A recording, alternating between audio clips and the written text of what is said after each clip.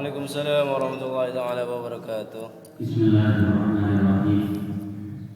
Alhamdulillahirabbil alamin. Wassalatu wassalamu ala asyrafil anbiya'i wal mursalin wa ala alihi wa sahbihi ajma'in.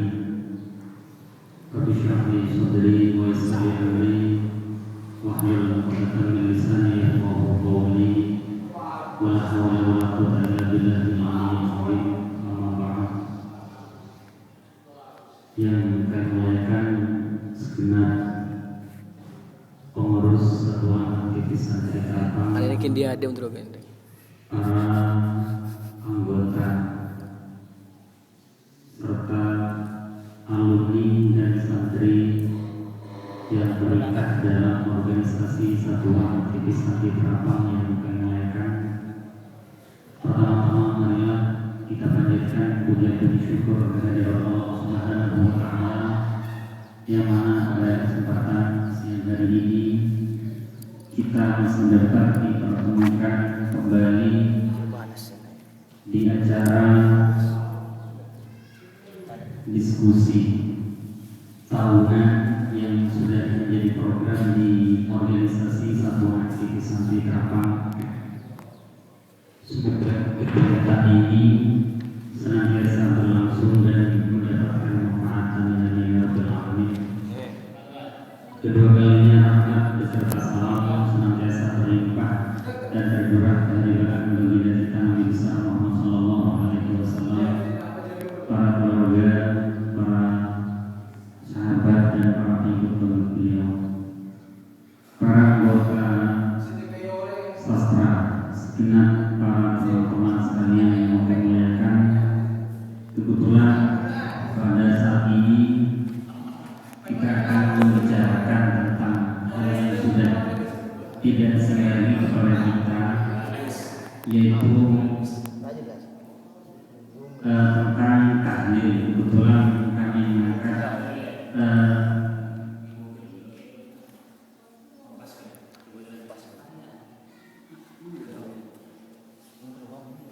kebetulan yang kami angkat sekarang adalah tentang tahlilan yang sudah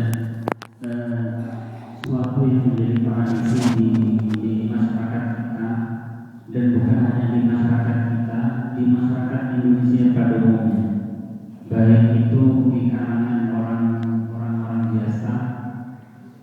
biasa atau di kalangan keluarga kiai atau para pejabat sekalipun, atau bahkan dari pihak keluarga presiden pun yang namanya takdir itu biasa diadakan. Namun kenapa kita penting pada saat ini untuk kita sedikit membicarakan, mendiskusikan tahlilan itu? Karena ada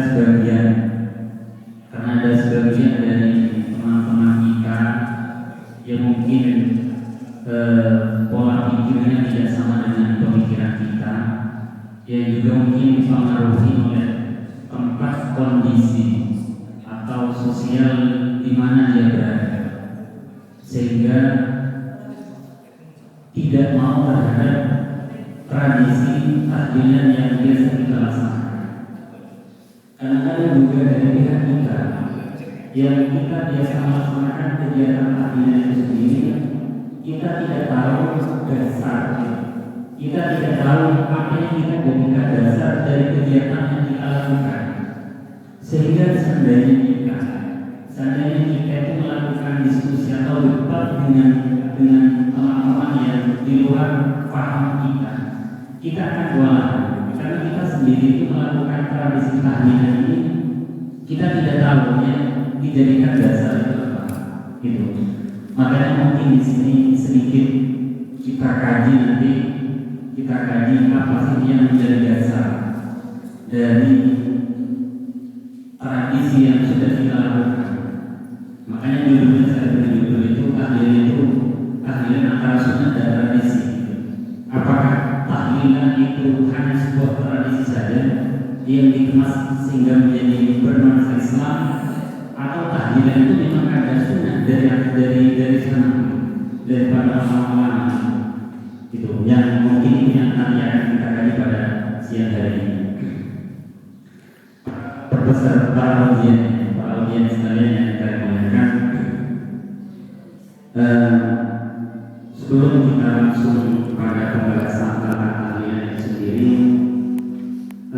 di negara kita, di negara Indonesia ini, di negara Indonesia banyak sekali organisasi-organisasi yang ideologinya, yang akidahnya itu banyak yang tidak sama dengan kita. Katakanlah kita sekarang itu adalah kelompok dari Nahdlatul Ulama NU itu sendiri. Banyak dari kelompok-kelompok di luar kita, organisasi kita itu yang pemahaman akidahnya tidak sama dengan pemahaman akidah kita. Dan kita sering berbenturan dengan orang-orang yang seperti itu. Gitu. Yang sebetulnya munculnya berdirinya organisasi-organisasi yang ada di Indonesia itu sendiri itu sangat dipengaruhi oleh organisasi atau aliran yang ada di Arab Saudi yang namanya aliran Wahabi. Aliran Wahabi, yang mana aliran Wahabi itu pendirinya itu adalah Muhammad bin Abdul Wahhab, sehingga penisbatan organisasi itu dikatakan Wahabi karena pendirinya adalah Muhammad bin Abdul Wahhab. Itu. Yang mana akidah, salah satu akidah daripada Muhammad bin Abdul Wahhab atau aliran Wahabi itu salah satunya adalah mereka itu tidak mau terhadap yang namanya tahlilan yang biasa kita lakukan. Mereka tidak mau terhadap kitab-kitab sholawat model burda, model hibah. Mereka tidak mau itu belajar yang namanya sifat-sifat wajib bagi Allah, sifat wajib bagi Rasul, yang muhal bagi Allah. Mereka tidak mau. Mereka tidak mau kepada kitab yang biasa kita kaji di pondok pesantren seperti yang di Tulawat. Itu faham-faham Wahabi. Itu juga faham Wahabi itu tidak boleh ziarah pada wali-wali. Jadi kalau orang Wahabi itu nggak ada ceritanya orang Wahabi itu ada tur wali songo, nggak ada. Karena menganggap itu adalah perbuatan yang syirik. Itu versi orang-orang Wahabi. Lah kemudian pemikiran Wahabi itu dibawa ke Indonesia. Dibawa ke Indonesia yang sudah terbentuk organisasi yaitu Muhammadiyah. Organisasi Muhammadiyah itu adalah itu memang terinspirasi, terpengaruhi secara pemikiran akidahnya itu dari pemikirannya Muhammad bin Abdul Wahhab dari Wahabiyah. Soalnya Ahmad Dahlan itu pendiri Muhammadiyah itu memang punya hubungan erat dengan santrinya Muhammad bin Abdul Wahhab yaitu Muhammad Abdul dan Rasul Ridho. Sehingga Ahmad Dahlan setelah pulang ke Indonesia itu beliau mendirikan organisasi namanya organisasi Muhammadiyah. Jadi pola pikir secara teologi itu, pola pikir secara akidah Muhammadiyah itu persis dengan Wahabi yang ada di Arab Saudi. Itu pemikiran Muhammadiyah, persis dengan Wahabi. Itu. Yang walaupun bukan hanya Muhammadiyah sebenarnya yang pola pikir secara ideologi itu sama dengan Wahabi. Banyak itu. Termasuk mungkin Salafi itu yang mengatasnamakan namanya Salafi. Kemudian ada Persis itu, ada organisasi Persis. Sekarang sudah tidak ada itu. Ada sekarang itu adalah Muhammadiyah itu sendiri. Kemudian itu bagaimana benarnya itu hukum daripada tahlilan itu, hukum daripada tahlilan. Kalau tanya tahlilan itu apa, saya kira sudah tahu semua itu tahlilan itu kegiatan seperti itu lagi. Kita datang ke tempatnya orang itu meninggal dunia dengan memakan vaksin, dilanjutkan dengan baca tahlil, istighfar dan lain sebagainya.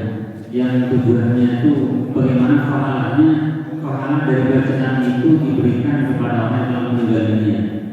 Itu dan diberi hidangan tidak melebihkan tuan rumah itu ala kadarnya. Itu kegiatan tahlilan yang berlaku